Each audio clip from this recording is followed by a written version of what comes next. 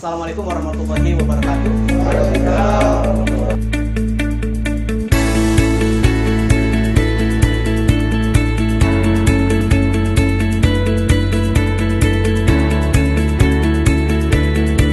Karena salah satu karakter orang sukses adalah dia selalu meluangkan waktu untuk belajar. Dan hari ini saya melihat teman-teman di sini. Siapa sales terbaik di dunia? Ada yang tahu nggak? Saya berharap sales terbaik di dunia itu adalah kita semua, Pak Abi, Pak Toto. Tapi kemudian ada sales terbaik di dunia, satu-satunya sales yang mencatatkan dirinya di Guinness Book of Record. Tahu nggak teman-teman? Dia adalah namanya Joe Girard. Pernah dengar teman-teman? Namanya Joe Girard.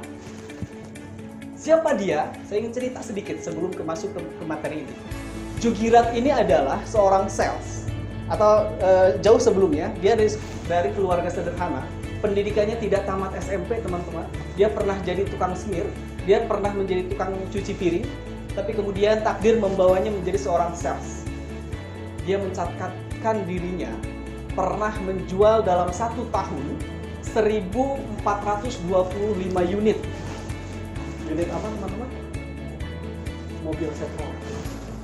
Dalam 1 bulan dia pernah mencatatkan 174 unit mobil. Bahkan sejarah mencatatkan dirinya pernah menjual 18 unit mobil dalam 1 hari. Bahkan ini luar biasanya lagi, Joe Girard ini berhasil mempertahankan selama 15 tahun, berhasil mempertahankan penjualannya 5-4 mobil per hari, teman-teman.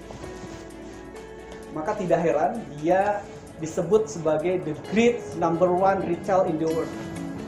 Lalu pertanyaannya, bagaimana dia bisa berhasil seperti itu?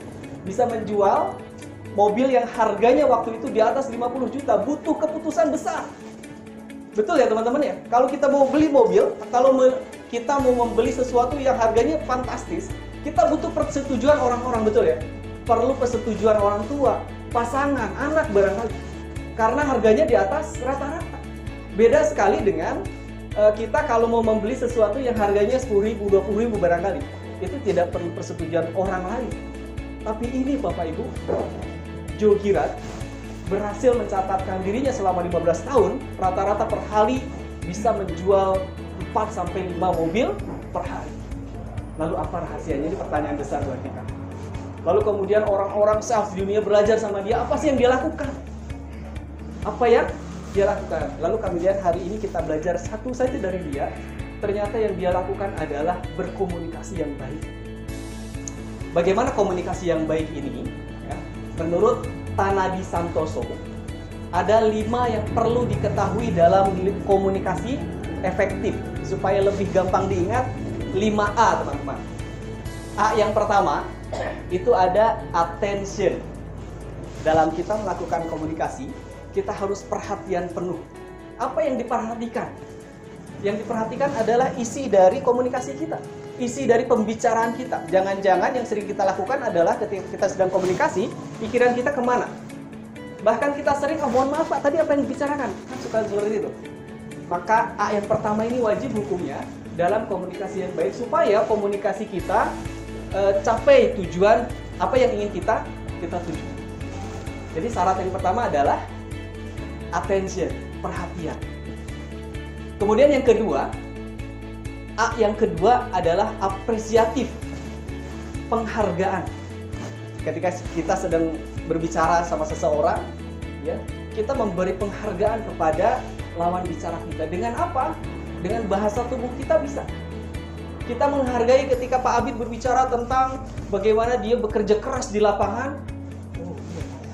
Kita menghargai apa yang dia ungkapkan. Ketika lawan berbicara tentang bagaimana dia sudah bekerja besar untuk perusahaan, kemudian kita anggukkan kepala, kemudian kita memberi penghargaan. Yang pertama adalah attention, perhatian. Yang kedua apresiatif, ya, memberi penghargaan. A yang ketiga ada ask. Apa itu ask? Bertanya, teknik bertanya. Ya, ketika kita berbicara sama seseorang, sesekali kita bertanya sama lawan bicara kita.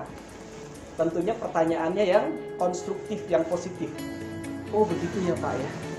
Jadi sejak kapan Pak menerapkan perusahaan Bapak menerapkan 5R ini sehingga perusahaan Bapak juga semakin berkembang? Itu semakin akan makin dalam berbicara. Ya, yang tadinya dia menyediakan 5 menit bicara bisa panjang lebar. Saya dari lama gitu. Begitu ya Pak ya. Jadi sejak kapan Bapak sukses seperti ini? Ini teknik bicara, teknik bertanya ini harus kemudian kita lakukan. Itu A ya. Yang ketiga, yang keempat ada affection. Apa itu affection? Affection itu kasih, cinta kasih, perhatian juga dalam artian yang sama. Saya ingat kisahnya Jugirat lagi. Dia memberikan kasihnya itu, memberikan affection itu dalam bentuk apa? Dia mencatat kepada customer, kepada calon customer, tanggal lahirnya dia, tanggal lahir anaknya, tanggal pernikahannya. Untuk apa? Untuk suatu saat dia ucapkan itu. Bentuk perhatian, bentuk kasih sayang dari Jugirat kepada customer. Kemudian dia telepon, ada WhatsApp hari itu ya. Dia telepon, Pak Peter, Mr. Peter, selamat ya, Anda sekarang ulang tahun. Semoga Tuhan memberkati. Lihat teman-teman, kalau si Pak Peter ini butuh mobil Chevrolet, yang ingat pasti Jugirat. Ini adalah teknik komunikasi yang baik. Kemudian dia menemukan lagi data, oh ini tanggal pernikahannya. Kemudian dia telepon lagi, halo Pak Peter, selamat ya, ini adalah hari pernikahan Anda yang ke-25. Semoga Tuhan memberkati. Secara tidak sadar, otak bawah sadarnya merekam, wah Jugirat. Secara contoh, kalau ingat, kalau ada temannya mau beli, pasti dia rekomendasikan siapa?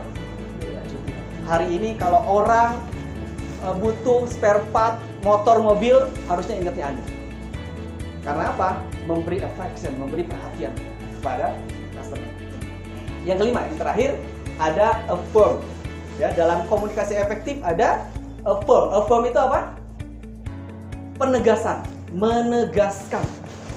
Suatu hari ada anak buah Pak Supangat, misalkan, Pak Supangat, besok saya akan melakukan strategi ABC di daerah Jonggol misalnya. Kemudian Pak Supangat melakukan penegasan. Oh iya, saya memang sudah tunggu-tunggu strategi itu dan saya yakin kamu pasti bisa. Kira-kira perasaan si anak buahnya gimana? Layang-layang Pak, seneng banget. Pasti pas bangun tidur juga pasti ingatnya Pak Supangat. Beda lagi kalau dikatakan begini, Pak Supangat, besok saya mau melakukan strategi ABC di daerah Jonggol. Jawabannya begini Pak Supangat, itu udah dilakukan sama sales yang lama dan itu nggak berhasil. Lemes nggak kira-kira? Lemes. Tugas kita adalah memberikan penegasan. Nah teman-teman, 5 hal itu mudah-mudahan kita bisa lakukan. Dan ini tidak harus selalu berurutan ya. Bisa affection dulu, bisa ask dulu bertanya, bisa memberi penghargaan dulu, bisa fleksibel. Ya. Jadi ada 5. Yang pertama adalah attention, yang kedua apresiatif, yang ketiga bertanya, yang keempat affection, affirm, ya, penegasan. Itu saja teman-teman yang bisa saya sampaikan, mudah-mudahan bisa diterapkan. Dan ini tidak hanya di dunia sales sebetulnya, komunikasi terhadap anak barangkali, keluarga, teman, sahabat itu bisa digunakan. Supaya apa? Tujuan dari komunikasi kita tercapai. Setuju? Dapat sesuatu hari ini teman-teman?